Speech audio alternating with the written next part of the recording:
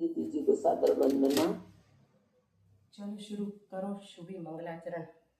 नमो अरिहंताणं, हाँ, नमो सिद्धाणं, नमो आयर्याणं, नमो उवज्झायाणं, नमो लोये सव्यसाहूणम्।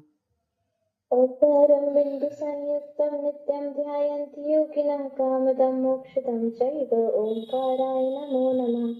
अविरलशब्दघनाभ प्रक्षालितभूतलकलङ्कामुनिभिरूपा सरस्वती हरितो नो दुरितान् अज्ञानतिमिरान्धानां ज्ञानाञ्जनशलाकया चक्षुरुन्मिलितं येन तस्मै श्रीगुरुवे नमः। श्री परम गुरुवे नमः। परम्पराचार्य श्री गुरुवे नमः। सकल कलुषविध्वंसकं श्रेयशां परिवर्धकं धर्म संबंधकं भव्य जीव मनः प्रतिबोधकारकमिदं शास्त्रम् श्री सर्वार्थ सिद्धि नामधेयम् अस्य मूल ग्रंथकर्ता मूल ग्रंथारा श्री गणधर देवा तदुत्तर ग्रंथ गणतारा प्रति गणधर देवा तेषां वचनानुसार मासाद आचार्य श्री पूज्यपाद आचार्येण विरचितम्। मंगलम भगवान वीरो मंगलम गौतमो गणे मंगलम कुंद कुंदाद्यौ जैन धर्मोस्तु मंगलम सर्वमंगल मांगल्यं सर्वकल्याणकारकं प्रधानं सर्वधर्माणां जैनं जयतु शासनम्। कोटिशतं द्वादशैव कोट्यो लक्षाणि शीतस्रधिकानि चैव पञ्चाशदष्टौ च सहस्रसङ्ख्यामेतत् श्रुतं पञ्चपदं नमामि। अर्हन्तभासि अर्थं गणहर्देवेनं गन्त्यं सर्वं प्रणमामि भक्तियुक्तो सुधनाणमोभयं शिरसा इच्छामि वन्दे श्रुतपति कौ सर्गो कौ तस्सालोच्यम् अंगो वंग पैन पौने पर्यम्य सुक्त प्रणमाम्यो पुत्रचूर्या चैव सुक्तर्थैति धम्मकायं निश्चिकालम् अंचेमि पूजेमि वन्दामि नमस्सामि दुःखं मखो विलास सुगैरमणं समाहि मरणं जिनगुण संपत्ति होमच्छम्। नमो अरिहन्ताणं नमो सिद्धाणं नमो आयर्याणं नमो वज्झायाणं नमो लोये सव्यसाहूणम्। श्रुतजलधिपारिकेभ्यः स्वपरमत्विभावना पटुमतिभ्यः सुचरितपोनिभ्यो नमो गुरुभ्यो गुणगुरुभ्यः।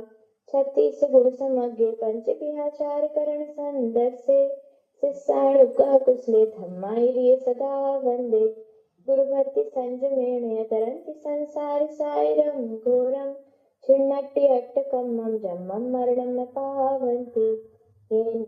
मंत्रहोम निरता ध्यानाग्निहोत्राकुला षट्कर्मा विरतास्तपोधन धना साधु क्रिया साधवः शीलप्रावरणा गुणप्रारणा चन्द्रार्किते ज्योतिका मोक्षद्वार कपाट पाट नवतः प्रीणन्तु मां साधवः।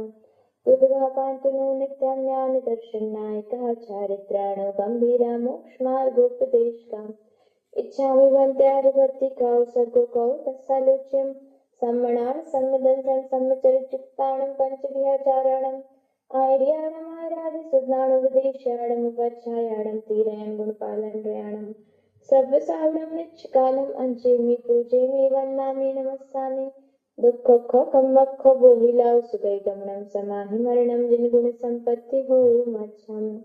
मोक्षमार्गस्य नेतारम् भेत्तारं कर्म भूभृतां ज्ञातारं विश्वतत्त्वानां वन्दे तद्गुणलब्धये। आचार्य उमा स्वामी जी महाराज की जय। आचार्य पूज्यपाद स्वामी जी महाराज की जय। संत शिरोमणि आचार्य गुरु श्री विद्यासागर जी महाराज की जय। आचार्य गुरु श्री समय सागर जी महाराज की जय। आचार्य गुरु श्री प्रज्ञा सागर जी महाराज की जय। तीन कमल करुणमणि महाराज की जय। द्वादशांग जिनवाणी माता की जय। संपूर्ण आर्या माता जी की जय। पूज्य गुरुमति दृढ़मति आदि सभी बड़ी माता जी की जय। अरेखा श्री एक्सपर्ट चिंतन मती माता जी की जय। ज्ञान योग बनाम भावना योग। हाँ वंदना। ज्ञान योग का उद्घोष है तत्त्वमसि। एक ज्ञान योग भी है, एक भावना योग भी है, एक राज योग भी है, एक हठ योग भी है। तो इनमें क्या अंतर है और भावना योग के साथ क्या भिन्नता रखते हैं ये। तो कहते हैं ज्ञान योग का उद्घोष है, मतलब ज्ञान योग कहता है तत्त्वमसि, तुम वही हो। क्या अहम ब्रह्मास्मि, इस तरह मैं ब्रह्म हूँ, यह विवेक और प्रज्ञा का मार्ग है जो हमें यह बोध कराता है कि तुम शरीर नहीं, मन नहीं, बुद्धि नहीं, वरन शुद्ध बुद्ध नित्य मुक्त आत्मा हो। नित्य मुक्त शब्द डाला है ना, नित्य मुक्त यानी मुक्ति प्राप्त करने की जरूरत नहीं, हमेशा से मुक्त हो। दीदी क्या बता रही हो? ये भावना योग का एक पैराग्राफ पढ़ते हैं अपन शुरू में। Feel to heal, feel to heal. यह आत्मज्ञान की ज्योति प्रज्वलित करता है, किंतु कई बार केवल बौद्धिक रूप से यह जान लेना कि मैं आत्मा हूँ हमारे जीवन में वास्तविक और स्थायी परिवर्तन लाने के लिए अपर्याप्त सिद्ध होता है। पूरा ज्ञान शुष्क रह सकता है। वहीं भावना योग कहता है केवल जानो मत कि तुम आत्मा हो, अब तो ऐसा जियो कि तुम प्रशिक्षण आत्मा हो, प्रतिक्षण आत्मा हो, प्रशिक्षण नहीं, प्रतिक्षण आत्मा हो। यह उस अर्जित ज्ञान को अनुभव की कसौटी पर कसता है और उस अनुभव को हमारे दैनिक आचरण और क्रियाओं में उतारने की प्रेरणा देता है। यह ज्ञान को अनुभूति और अनुभूति को अभिव्यक्ति में रूपांतरित करता है। इस प्रकार ज्ञान योग यदि हमें सही दिशा का संकेत देता है तो भावना योग उस दिशा में आगे बढ़ने के लिए आवश्यक गति और ऊर्जा प्रदान करता है। एक मानचित्र है, दूसरा उस मानचित्र पर चलने का साहस। चलो अब चलते हैं अपन, जो कल प्रज्ञा ने छोड़ दिया था बीच में, ये पहले प्रश्न पूछ ले, ठीक है। हमने सर्वार्थ सिद्धि कक्षा में कुछ मैसेज डाला था, किसी ने पढ़ा? हाँ, जवाब किसी का आया क्या? हमने नहीं देखा। हमने पढ़ा लेकिन दीदी हमने पढ़ा लेकिन आंसर डालते नहीं बन रहा था, तो लिखते आंसर में लिखना नहीं था, सिर्फ बोल करके जवाब देना। तो देखो अब तुम जवाब दोगी। सबसे पहले हम प्रज्ञा से पूछते हैं, नंबर 2 तुम्हारा रहेगा, ठीक है। वही आंसर तुमको देना। इतना सरल है लेकिन शब्द कठिन थे, इसलिए तुम लोगों को लग रहा था कि समझ में नहीं आया, ठीक है। शालिनी आ गई क्या? तो चलो प्रज्ञा, कल के पैराग्राफ से प्रश्न, ठीक है। तुम आ गई थी, तुमको रिपीट करके बताया था, लेकिन तुम समझ गई होगी, बन जाएगा। प्रमाण शब्द का पहले तो हम बता देते हैं 1 सेकंड में ना, 1 सेकंड में एक आंसर। प्रमाण शब्द का अर्थ है अच्छी तरह से जानना, बस। प्रमाण शब्द का क्या अर्थ है हम पूछेंगे, तो जिसके द्वारा अच्छी तरह से जाना जाए। प्रा लिखा है ना, इसलिए सम्यक अर्थ निकलता। प्रकृष्ट रूपेण ज्ञान, जो बेस्ट ज्ञान है उसको प्रमाण कहते हैं, ठीक है। और बाकी ज्ञान को तो ज्ञान ही कहते हैं, लेकिन जो बेस्ट ज्ञान है वो या तो सम्यक ज्ञान है या प्रमाण है, ठीक है। तो बेस्ट ज्ञान कहलाता है। क्यों बेस्ट क्यों कहा? क्योंकि बाकी 2-3 जो है वर्स्ट भी हैं, कु भी हैं, कुमति, कुश्रुत, कुअवधि, तो वो बेस्ट नहीं है, वो वर्स्ट है ना, अच्छे नहीं है वो। तो यहाँ पर जिसके द्वारा अच्छी तरह मान किया जाता है, मतलब जिसके द्वारा अच्छी तरह से ज्ञान होता है, ज्ञान किया जाता है, उसे प्रमाण कहते हैं। अथवा जो अच्छी तरह से जानता है वह प्रमाण। सिर्फ इतनी ही परिभाषा। फिर शंकाकार ने पूछा कि आपने कहा जिसके द्वारा जाना जाता है वो प्रमाण है, तो प्रमाण के द्वारा क्या जाना जाता है? आचार्य ने जवाब दिया, जीवादि पदार्थ जाने जाते हैं। फिर उसने प्रश्न किया कि यदि जीवादि पदार्थों का ज्ञान प्रमाण से होता है तो प्रमाण का ज्ञान किससे होगा? फिर प्रमाण का ज्ञान करने के लिए आपको दूसरा प्रमाण लाना पड़ेगा, फिर दूसरे प्रमाण को जानने के लिए तीसरा प्रमाण लाना पड़ेगा, तीसरे प्रमाण को जानने के लिए चौथा प्रमाण लाना पड़ेगा। इस प्रकार से अनवस्था दोष आता है, जिसका कोई छोर नहीं मिलता, दूसरे की जरूरत पड़ती जाती है। उदाहरण देंगे तो समझ में जाएगा। जैसे कुछ लोग क्या मानते हैं, मतलब जैने कर लो कि हमको भगवान ने बनाया है, मानते हैं ना, ये तो जग जाहिर है, ये इस दुनिया को भगवान ने बनाया। तो फिर अपने न्याय ग्रंथों में उनसे प्रश्न करते हैं, उस टॉपिक का नाम होता है ईश्वर कर्तृत्ववाद। तो जो लोग ईश्वर कर्तृत्ववादी हैं उनसे अपने आचार्य पूछते हैं कि अगर इस संसार को भगवान ने बनाया है या तुम्हें भगवान ने बनाया है तो भगवान को किसने बनाया? तो फिर अगर आप ये कहो कि दूसरे भगवान ने बनाया तो दूसरे भगवान को किसने बनाया? तीसरे भगवान ने बनाया। ऐसे अनंत भगवान लाने पड़ेंगे, पूरा लोक 3 लोक उससे भर जाएगा, लेकिन ये बात सिद्ध नहीं हो पाएगी। इसी प्रकार यहाँ पर उसने पूछा था कि प्रमाण के द्वारा जीवादि पदार्थों को जानते, तो प्रमाण को किससे जानते हो? आचार्य श्री से कहते हैं। वो आचार्य श्री से कहते हैं कि अगर आप ये कहो कि दूसरे प्रमाण से, तो फिर दूसरे प्रमाण को तीसरे प्रमाण से, तो अनवस्था दोष इसको कहते हैं। आ गया था ना ये समझ में? इसको ऐसा मानने पर अनवस्था दोष आएगा। तो आचार्य श्री कहते हैं नहीं, अनवस्था दोष नहीं आता। क्यों? क्योंकि हमारा ज्ञान ऐसा नहीं है जैसा आप मान रहे हो कि वो खुद को नहीं जानता। हमारा ज्ञान खुद को भी जानता है और पर को भी जानता है। स्वपर प्रकाशी है, किसके समान? दीपक के समान। जैसे दीपक है उसको देखने के लिए हमें दूसरा दीपक थोड़ी जलाना पड़ता है। दरवाजा खोलेंगे तो हमें खुद दिख जाएगा जलता हुआ दीपक और उसके द्वारा दिखने वाले पदार्थ, दोनों एक साथ दिख जाते हैं। तो दीपक अपना ज्ञान भी अपने प्रकाश से करा देता है और उसके आसपास रहने वाले पदार्थों का ज्ञान भी करा देता है। ऐसे ही हमारी आत्मा में जो ज्ञान है वो स्वपर प्रकाशी है, खुद को भी जानता है और दुनिया के सारे पदार्थों को भी जान सकता है ना। तो ये इसके लिए हमें प्रकाशांतर नहीं ढूंढना पड़ता। उसी प्रकार प्रमाण के लिए यह बात अवश्य मान लेनी चाहिए। अब ये लास्ट वाला थोड़ा सा कठिन है, लेकिन इसको भी ध्यान से सुन लो, लगेगा। दीदी एक प्रश्न पूछना था। पूछो। हेलो। हाँ दीदी, वो अनवस्था दोष इसकी सही परिभाषा बताइए ना। अनवस्था दोष की परिभाषा नहीं बनाई, अनवस्था दोष को समझना पड़ता है। उसकी परिभाषा यही है कि जिसकी सिद्धि के लिए दूसरे की जरूरत पड़े, फिर दूसरे की सिद्धि के लिए तीसरे की जरूरत पड़े, तीसरे की सिद्धि के लिए चौथे की जरूरत पड़े, उसकी कोई अवस्था नहीं। इनकम्प्लीटनेस बोलेंगे, जैसे कि कभी कंप्लीट होगा ही नहीं, इनकम्प्लीट ही रहेगा हमेशा। हाँ, मतलब किसी न किसी की आवश्यकता बनी रहेगी। ठीक है, ऐसे अन्योन्याश्रय दोष आएंगे, बहुत सारे दोष आएंगे। अभी कल बताया था अव्याप्ति, अतिव्याप्ति, असंभव, ये दोष है ना। तो ऐसे बहुत सारे दोष न्याय में आते हैं। ठीक है, तो फिर चलो इतना ही प्रश्न पूछते हैं, आखिरी वाला भी छोड़ दो नहीं तो टफ हो जाएगा। प्रमाण की परिभाषा क्या है प्रज्ञा की? आवाज कहाँ गई तुम्हारी? मैं बताऊं? हाँ बताओ, मैं चलो बताऊं? बता दो। अच्छी तरह से जानना प्रमाण है। हाँ, जिसके अच्छी तरह से, जो पदार्थ को अच्छी तरह से जानता है या जिसके द्वारा पदार्थ को अच्छी तरह से जाना जाता है। सही है तुम्हारा, तुमने भाव वाच्य की अपेक्षा बताया। ठीक है, तो अच्छी तरह से जानना, पदार्थ को अच्छी तरह से ज्ञान कराने वाला प्रमाण। ठीक है, अब अगला प्रश्न क्या है? प्रमाण के द्वारा क्या जाना जाता है? जीवादि पदार्थ। जीवादि पदार्थों को जाना जाता है, लिखा ना। प्रमाण के द्वारा क्या जाना जाता है? जीवादि पदार्थ जाना जाता है। फिर अगली शंका क्या है? जीवादि पदार्थों के ज्ञान में प्रमाण कारण है, तो प्रमाण के ज्ञान के अन्य प्रमाण को कारण मानना चाहिए। कठिन लिखा ना, तो अपन ने सरल शब्दों में कैसी शंका बनाई? अब शंका बताओ। पिंकी ने बोला शंका ये है कि अगर बोलो, प्रज्ञा बोलो, हम सोचे तुम गोल हो गई।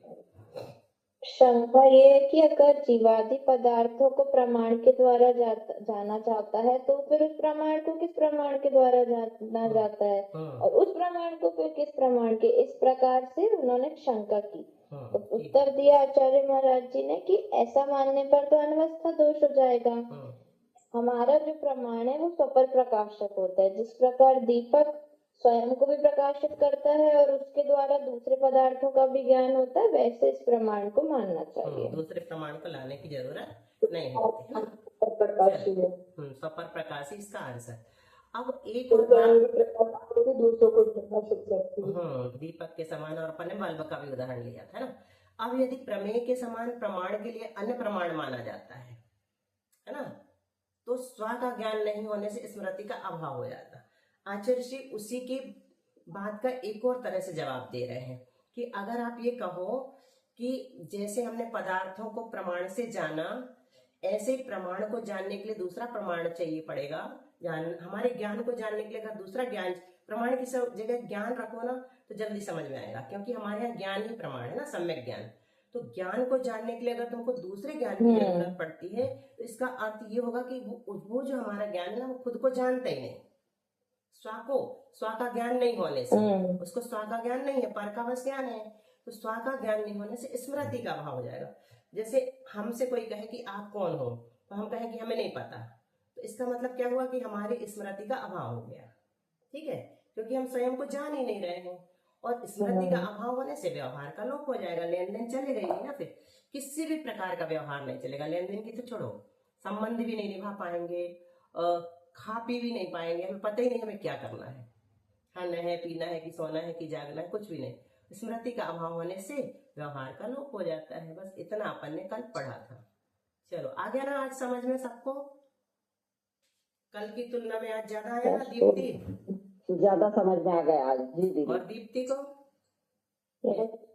विजया जी को तो आ गया, इंटेलिजेंट है वो भी, आ गया ना आज समझ में? कल सुना था तुमने, है ना?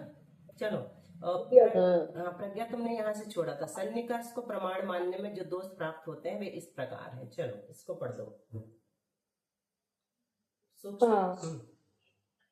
पहला सन्निकर्ष को हम्म पढ़ूं। पढ़ो। सन्निकर्ष को प्रमाण मानने में जो दोष प्राप्त हैं वे इस प्रकार हैं।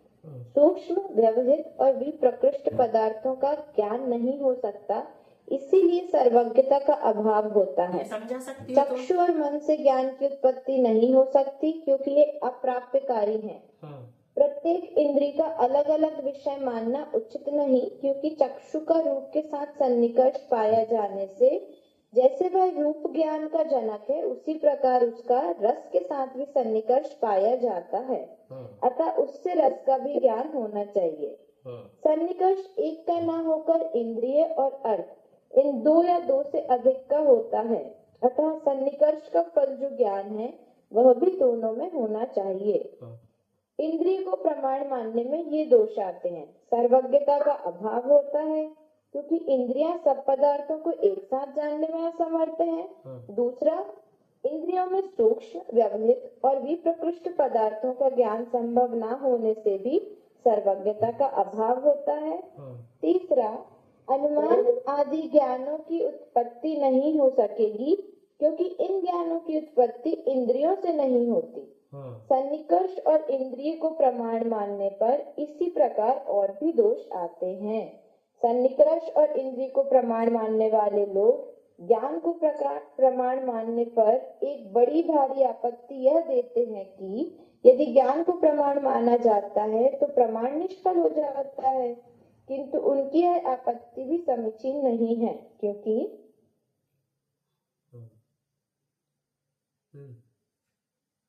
क्योंकि ज्ञान को प्रमाण मानने पर प्रीति, अज्ञान नाश, त्याग बुद्धि, ग्रहण बुद्धि और उपेक्षा बुद्धि आदि अनेक फल बन जाते हैं। उन्होंने भी जब ज्ञान को प्रमाण माना है तब यही फल माने हैं। न्याय भाष्य में लिखा है कि जब ज्ञान प्रमाण होता है तब हान बुद्धि, उपादान बुद्धि और उपेक्षा बुद्धि उसके फल प्राप्त होते हैं। इसलिए ज्ञान को ही सर्वत्र प्रमाण मानना चाहिए, यही निष्कर्ष निकलता है। इससे पूर्वोक्त सभी दोषों का निराकरण हो जाता है। इसके अतिरिक्त इस सूत्र की टीका में इन बातों पर और प्रकाश डाला गया है। प्रमाण की निरुक्ति जीवादि पदार्थों के जानने के लिए जैसे प्रमाण माना गया, वैसे प्रमाण के जानने के लिए अन्य प्रमाण अपेक्षित नहीं। इसका खुलासा सूत्र में प्रमाणे इस प्रकार द्विवचन रखने का कारण ये विषय सुगम है। चलो, हो गया अपना ये सूत्र। अब काफी कुछ समझ में आ गया है ना। अब अगला सूत्र देखते हैं। पहले कहे गए 5 प्रकार के ज्ञान, मति, श्रुत आदि है ना। मति, श्रुत, अवधि, मनय, पर्य और केवल, ये 5 प्रकार के ज्ञान 2 प्रमाणों में आ जाते हैं। इस 2 प्रमाण कौन कौन से? परोक्ष और प्रत्यक्ष। इस प्रकार सुनिश्चित हो जाने पर भी वे दो प्रमाण प्रत्यक्ष और अनुमान आदि भी हो सकते हैं, क्योंकि अपन ने तो 2 बस कहा, 2 प्रमाण स्वरूप है। सूत्र में तो नहीं आया ना परोक्ष प्रत्यक्ष, कहाँ आया? तत्प्रमाण है। तो वो 2 प्रमाण जो है प्रत्यक्ष अनुमान भी हो सकते हैं और कुछ भी प्रत्यक्ष और आगम भी हो सकते हैं। अतः इस कल्पना को दूर करने के लिए आगे का सूत्र कहते हैं आद्य परोक्षम। प्रथम 2 ज्ञान परोक्ष प्रमाण हैं। अब इसमें भी बड़ी अच्छी शंका करें। आदि शब्द प्राथम्यवाची है। आदि शब्द प्राथम्यवाची मतलब प्रथम का बोध कराने वाला है, पहले का, पहला है ना, पहले का वाची। जो आदि में हो वह आद्य कहलाता है। अब देखो शंकाकार आया, 2 प्रथम कैसे हो सकते हैं? कितनी अच्छी शंका है ना। आपने कहा आद्य परोक्षम, आदि यद्यपि द्विवचन में रखा है आद्य, लेकिन फिर भी उसकी शंका तो हो सकती है ना, 2 प्रथम कैसे हो सकते हैं? तो आचार्य बहुत अच्छा समाधान करते हैं। पहला मुख्य कल्पना से प्रथम है और दूसरा उपचार कल्पना से प्रथम है ना। पहले को तो मुख्य माना है हमने, वो प्रथम ही है, और दूसरे को उपचार से प्रथम का है। उपचार बहुत चलता है अपने यहाँ। उपचार पता है आप लोगों को क्या कहलाता है? किसको नहीं पता? हाँ, तुम लोगों को नहीं पता, इन लोगों को पता होगा, मनीषा लोगों को, विजय जी को, पारुल को। ये बोलते हैं ना कि माता जी लोग के उपचार से महाव्रत होते हैं। लेकिन उपचार की परिभाषा सुनी है? नहीं सुनी तो ये है, देखो ध्यान से सुनना। मुख्या भावे सति निमित्ते प्रयोजने च उपचार प्रवर्तते। मुख्या भावे सति मतलब मुख्य का अभाव होने पर किसी निमित्त से अथवा किसी प्रयोजन से उपचार का प्रवर्तन होता है, उपचार किया जाता है। तो जैसे बिल्ली है, बिल्ली को क्या कहना, शेर कहना, बच्चों को डराने के लिए, है ना। तो सचमुच का शेर ला के बच्चों को तो डरा नहीं सकते, शेर का अभाव है, लेकिन बच्चे को डराना प्रयोजन है, तो बिल्ली को ही शेर कह दिया। मुख्याभावे मतलब शेर का अभाव होने पर, निमित्त प्रयोजनेचा, बच्चे को डराना प्रयोजन है, तो शेर को ही बिल्ली को ही शेर कह देना। इसी प्रकार जैसे महाव्रतों का अभाव है मुनि जैसे, लेकिन प्रयोजन है उनको भी महाव्रती कहना, तो उनको भी हमने उपचार से महाव्रती कह दिया, तो ये उपचार कहलाता। मुख्य हमारे पास नहीं है, लेकिन हमें मुख्य की जरूरत है, मतलब मुख्य जैसे काम की जरूरत है, जो मुख्य का काम है, शेर का जो काम है उस तरह की हमें जरूरत है, या महाव्रती का जो काम है वही उनसे करवाना है, तो इसलिए हमने उपचार से उनको महाव्रती कह दिया। तो क्या है, मुख्याभावे सति निमित्ते प्रयोजने च उपचार प्रवर्तते। रिपीट करो शालिनी, तुम कर सकते हो संस्कृत में। म्यूट है तुम्हारा, म्यूट। संस्कृत में, हाँ संस्कृत में, संस्कृत में नहीं पता। हिंदी में मैंने बोलो। आपको हुआ हिंदी में बोल दो। मुख्याभावे सति बहुत अच्छा। निमित्ते प्रयोजेचा उपचारा, नहीं पता। प्रवर्तते, बहुत अच्छा, वेरी गुड। उपचारा के बाद शब्द समझ नहीं आया। हाँ प्रवर्तते, तुम बहुत दूर हो ना महानगर में। चलो, तो मुख्याभावे सति, मुख्य का अभाव होने पर किसी निमित्त से अथवा किसी प्रयोजन से उपचार की प्रवृत्ति होती है। ये आप लोगों ने आज उपचार सीख लिया, ठीक है, सबको समझ में आ गया होगा? हाँ बीबी, प्रणाम करके दीदी। हाँ बीबी, आवाज चली बुआ। आ जाएगी। उपचार के बाद क्या शब्द था? उपचार प्रवर्तते। प्रवर्तते। प्रवर्तते मतलब प्रवर्तित हाँ, होता दीदी। है। विजया जी बोलो। हाँ मैं ये बोल रही थी दीदी, आपने जो शेर और बिल्ली का कहा ना, ये पुरुषार्थ सिद्ध उपाय में आया है। अच्छा, आया है क्या? मैंने पुरुषार्थ सिद्ध उपाय मुझे अभी से याद आ गया अभी। जी दीदी। चलो, और ये बहुत अच्छी परिभाषा है, मुझे याद ही नहीं, यानी समझ ही नहीं रही थी कि कैसा बोले, आपने बहुत अच्छी बता दी। चलो ठीक है, बहुत अच्छा। मैंने ध्यान नहीं दिया, लेकिन महाराजों से सुना था तो वही रिपीट कर दिया। वो लिख के डाल देना दीदी, दीदी ये शब्द लिख के डाल देना, बहुत ही अच्छा लगा मुझे। रिकॉर्डिंग में है ना, आप लिख लेना रिकॉर्डिंग जी डाल। दीदी, जी हाँ हाँ, चलो। बहुत अच्छी बात है जी दीदी। अब देखो, मति ज्ञान तो मुख्य कल्पना से प्रथम है, ठीक है। मति ज्ञान मुख्य कल्पना से प्रथम है। मुख्य कल्पना मतलब मुख्य रूप से वो प्रथम है ही, कोई उसको कह ही नहीं सकता कि प्रथम नहीं है। और श्रुत ज्ञान भी उसके समीप का होने से प्रथम है, ऐसा उपचार किया जाता है। सूत्र में आद्य इस प्रकार द्विवचन का निर्देश किया है। आद्य ये समझ में आता ना, द्विवचन क्यों है? ये नपुंसक लिंग में बनता है, कुलम कुले कुलाने, आद्यम आद्य आद्याने, है ना। जैसे प्रमाणम प्रमाणे प्रमाणाने, ऐसे ये द्विवचन का रूप बनता है प्रथमा में। तो आद्य इस प्रकार द्विवचन का निर्देश किया है, अतः उसकी सामर्थ्य से गौण का भी ग्रहण हो जाता है। जब हमने द्विवचन कहा तो इसका मतलब हम दो लेना चाहते हैं ना, स्पष्ट है। तो हम दो लेंगे तो कौन से लेंगे? शुरू के दो लेंगे, मति और श्रुत। इसलिए द्विवचन कहने से दूसरे का भी ग्रहण हो जाता है, श्रुत ज्ञान का भी ग्रहण हो जाता है। आद्य पद का समास कैसे किया जाता है? आद्यम च आद्ये, मतलब एक आदि दूसरा आदि मिलाकर के क्या बन गए? दो आदि, है ना।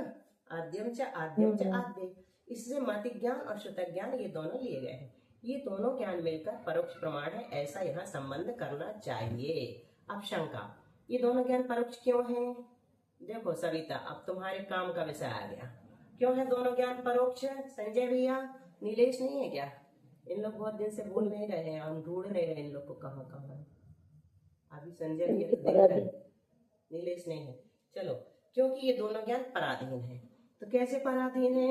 क्योंकि अगर इंद्रियां नहीं हो तो मति ज्ञान काम नहीं कर सकता, मति ज्ञान नहीं होगा। मन नहीं हो तो मति ज्ञान जानेगा नहीं, है ना। तो ये दोनों पराधीन कहलाए, इंद्रिय और मन। इसके अलावा और भी सहायक चाहिए। मति ज्ञान इंद्रिय और अनिंद्रिय। अनिंद्रिय से क्या लेते हैं? अनिंद्रिय का अनिंद्रिय। सुनो, मन क्यों है? क्योंकि अनिंद्रिय का शाब्दिक अर्थ देखो, ऐसे जब तुम लोग खोल खोल के पढ़ोगे ना तो आगे जाके बहुत सुविधा होगी ग्रंथों को पढ़ने में। न इंद्रिय इति अनिंद्रिय। अनिंद्रिय का मतलब क्या हुआ? न इंद्रिय, जो इंद्रिय नहीं है उसको अनिंद्रिय कहते हैं। अथवा दूसरा अर्थ निकलता है ईशत इंद्रिय। इंद्रिय तो है लेकिन ईशत है, किंचित इंद्रिय, इंद्रिय जैसा है। तो अन के दो अर्थ निकलते हैं, ईशत भी निकलता है और नकार। जैसे अश्व, अश्व का उल्टा क्या होता है? अनश्व। जो घोड़ा नहीं है उसको अनश्व कहते हैं। जब स्वर से शुरू होता है कोई शब्द और उसका विरोधी शब्द बनाना पड़ता तो अन लगता है। जैसे इंद्रिय स्वर से शुरू हुआ ना, इसका हमें विरोधी शब्द बनाना तो अनिंद्रिय। लेकिन अगर व्यंजन से शुरू होगा जैसे काल, तो व्यंजन से शुरू हुआ तो अकाल, सिर्फ अ लगेगा। अगर स्वर से शुरू होता है तो अन लगा करके विरोधी शब्द बनाते हैं, और अगर व्यंजन से शुरू होता है तो सिर्फ अ लगा करके विरोधी शब्द बनाते हैं। ये छोटी सी व्याकरण है ना। दीदी हम्म इसको अनिंद्रिय बोलते हैं, तो ये बिना इंद्रिय के है मन, तो नहीं। इतना चलता क्यों है? बिना बिना लेकिन चलता, इतना दिमाग क्यों चलता है? अच्छा, मन और दिमाग में अंतर है। मन जो है वो माइंड, ब्रेन कहलाता, और ये और क्या बोला? मन, मन जो है ना ब्रेन नहीं है। मन को ब्रेन नहीं कहते, मन नहीं चलता। मन की गति ज्यादा है ये कह सकते हैं, लेकिन जानता तो मस्तिष्क ही है ना, मस्तिष्क से जानते हैं अपन। परंतु इंद्रिय है ये।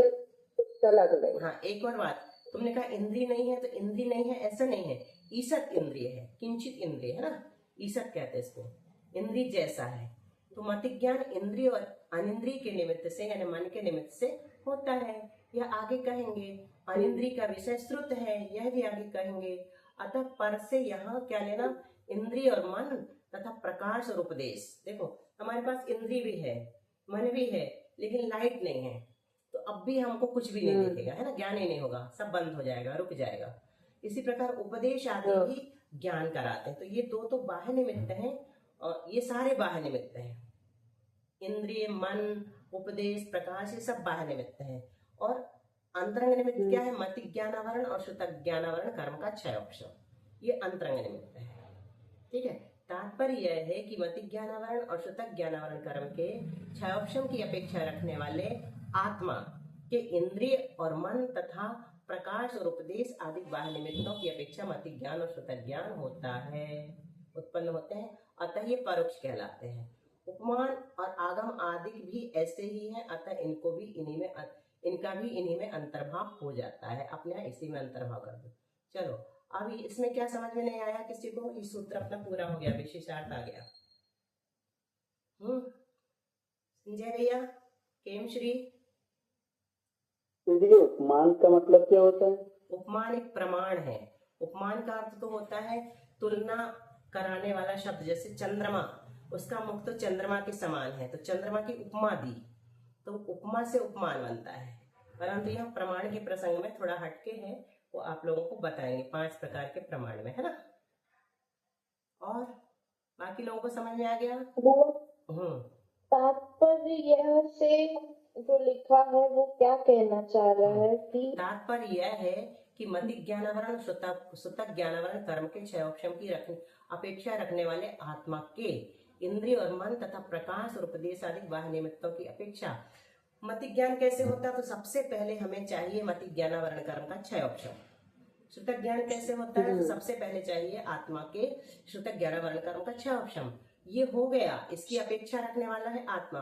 फिर उसके बाद इंद्रिय चाहिए, मन चाहिए, प्रकाश चाहिए, उपदेश आदि चाहिए। इनमें से कुछ भी, इंद्रिय, मन, प्रकाश, उपदेश आदि बाह्य निमित्त भी चाहिए, ये तो जरूरी है। इसकी अपेक्षा रखा आत्मा ने। जब ये हो गया तो इंद्रियां मिल गई, मन मिल गया, प्रकाश मिल गया, उपदेश आदि मिल गए, तो मति ज्ञान और श्रुत ज्ञान हो गया। ठीक है, चलो कुछ बोला शालिनी? ये अंतरंग निमित्त कहलाएगा। मति ज्ञानावरण ये दोनों अंतरंग निमित्त हैं। मति ज्ञान के लिए मति ज्ञानावरण, श्रुत ज्ञान के लिए श्रुत ज्ञानावरण, और बहिरंग निमित्त है इंद्रिय, मन और प्रकाश आदि, आलोक आदि, है ना। पदार्थ भी बहिरंग निमित्त। पदार्थ नहीं होगा तो ज्ञान किसका होगा? दीदी, मति ज्ञानावरण और श्रुत ज्ञानावरण कर्म के क्षयोक्षम के लिए वीर्यांतराय कर्म का भी क्षयोक्षम चाहिए होगा? नहीं, ऐसा जरूरी नहीं है, कहीं और चाहिए। इंद्रिय की प्राप्ति में चाहिए रहता है। इंद्रियां जब चाहिए ना, नो इंद्रियावरण कर्म के क्षयोक्षम के साथ चाहिए रहता है। हर जगह नहीं, वीर्यांतराय कर्म का क्षयोक्षम तो होता है, लेकिन हर जगह वो जरूरी नहीं। चलो अब लेशिया ना पढ़ के इसी का विशेषार्थ कर लेते हैं आज। शालिनी तुमको अच्छे से दिख रहा है, पढ़ोगी? देखिए जितनी भी डेफिनेशन बनाई गई हैं तो उसमें वीर्यांतरा कर्म का 6 ऑप्शन लिया। हाँ लेते हैं, लेकिन मतलब किस किस के लिए जरूरी है ये निर्धारित है, लिख देते हैं वहां पर। इसके लिए वीर्यांतराय कर्म का 6 ऑप्शन, 9 इंद्रिया वर्ण कर्म, जैसे 9 इंद्रिया वर्ण कर्म का 6 ऑप्शन चाहिए, वीर्यांतराय कर्म का 6 ऑप्शन चाहिए। हाँ। निर्धारित लिख देते हैं वो। सारी डेफिनेशन वीर्यांतरा लिया ही लिया। लिया है मतिज्ञान वर्ण कर्म के प्रसंग में भी लिया है। मतलब आवश्यक माने वीर्यांतरा कर्म का 6 ऑप्शन आवश्यक हो जाएगा। विजया जी सही कह रही है, मतलब लेकिन हर जगह आवश्यक नहीं है, मतिज्ञान के प्रसंग में आवश्यक है। चलो शालिनी दीदी, और मन के बिना कोई इंद्रियां कुछ काम नहीं करती। जब मन कहेगा तभी इंद्रियां काम करती हैं। तो बड़ा कौन कह रहा है? मन की 5 इंद्रियां नहीं, सबके अपने अपने काम में। श्रुतक ज्ञान के लिए मन की जरूरत है, मतिक ज्ञान के लिए बड़ा नहीं बनेगा वो। शुद्ध ज्ञान में वही है कारण, श्रुत मन इंद्रिय। मन के बिना कुछ भी नहीं होता। वो मैं कर दूं। हाँ बोलो। वो वैसे जो असंगी पंचेंद्रिय होते हैं उनकी 5 इंद्रियां होती है, मन नहीं होता, तो उनकी 5 इंद्रियां काम करती है बिना मन के। तो बिना मन के इंद्रिय काम कर सकती है। एक इंद्रिय के पास भी नहीं है, उसको मतिक ज्ञान है, श्रुतक ज्ञान भी है। असंगी पंचेंद्रिय तक मतिक ज्ञान श्रुतक ज्ञान है, मन नहीं है तो काम करते बिना मन के, अच्छे से करते वो लोग। बहुत अच्छा प्रज्ञा, गुड आंसर। ठीक है बहुत। ये अच्छा पढ़े दीदी? पढ़ो, थोड़ा सा हो जाएगा। दीदी 8वां सूत्र पूरा पढ़ो। पढ़ना है, कल पढ़ेंगे। 8वां सूत्र 2 दिन का बचा है अभी। लेशिया के बाद नहीं, उसका विषय लेशिया में थोड़ा ज्यादा है और इसमें मिनट कम बचे, 7 मिनट, इसलिए आज फिर छोड़ रहे हैं। ठीक है, विशेषार्थ पढ़ ले थोड़ा, फिर चलते हैं। बोलो शालिनी। पिछले सूत्र में 2 प्रकार के प्रमाणों का उल्लेख कर आए हैं। वे 2 कौन प्रमाण हैं और उनमें 5 ज्ञानों का कैसे विभाग होता है, यह बतलाना शेष है। अतः 11वें और 12वें सूत्रों द्वारा यही बतलाया गया है। उसमें भी 11वें सूत्र द्वारा प्रमाण के पहले भेद की परोक्ष संज्ञा बतलाकर उसमें मति ज्ञान और शुद्ध ज्ञान का अंतर्भाव किया गया है। दूसरे लोग जो इंद्रियों का विषय अविषय है उसे परोक्ष कहते हैं, किंतु जैन परंपरा में परोक्षता और प्रत्यक्षता यह ज्ञान का धर्म मानकर उस प्रकार से उनकी व्याख्या की गई है। जैन परंपरा के अनुसार पर की सहायता से जो अक्षर अर्थात आत्मा के ज्ञान होता है वह परोक्ष ज्ञान कहलाता है। परोक्ष शब्द का यह अर्थ दिया गया है मति ज्ञान और शुद्ध ज्ञान, ये दोनों ज्ञान ऐसे हैं जो यथा संभव इंद्रिय, मन तथा प्रकाश और उपदेश आदि के बिना नहीं हो सकते। अतः ये दोनों परोक्ष माने गए हैं। दार्शनिक ग्रंथों में इंद्रिय ज्ञान का साम व्यावहारिक प्रत्यक्ष रूप से उल्लेख देखने को मिलता है, सो यह कथन औपचारिक जानना चाहिए। दूसरे लोगों ने अक्ष का अर्थ इंद्रिय करके इंद्रिय ज्ञान को प्रत्यक्ष कहा है। वहाँ इसी अपेक्षा से इंद्रिय ज्ञान को साम व्यावहारिक प्रत्यक्ष लिखा गया है, ऐसा यहाँ जानना चाहिए। वस्तुतः आत्मा के सिवा अन्य निमित्त से जितना भी ज्ञान होता है वह सब परोक्ष ही है। उपमान, आगम आदि और जितने ज्ञान हैं वे भी अन्य की अपेक्षा के बिना नहीं होते। अतः उनका इन्हीं ज्ञानों में अंतर्भाव हो जाने से मुख्यतः परोक्ष ज्ञान 2 ही ठहरते हैं, एक मति ज्ञान और दूसरा शुद्ध ज्ञान। यहाँ इतना विशेष जानना चाहिए कि ये ज्ञान केवल बाह्य निमित्त से नहीं होते हैं। मुख्यतः इनकी उत्पत्ति में मति ज्ञानावरण और शुद्ध ज्ञानावरण कर्म का 6 आवश्यक है। आत्मा की ऐसी योग्यता हुए बिना ये ज्ञान नहीं होते। ऐसी योग्यता के होने पर बाह्य निमित्त सापेक्ष इनकी प्रवृत्ति होती है। यह उक्त कथन का सार है।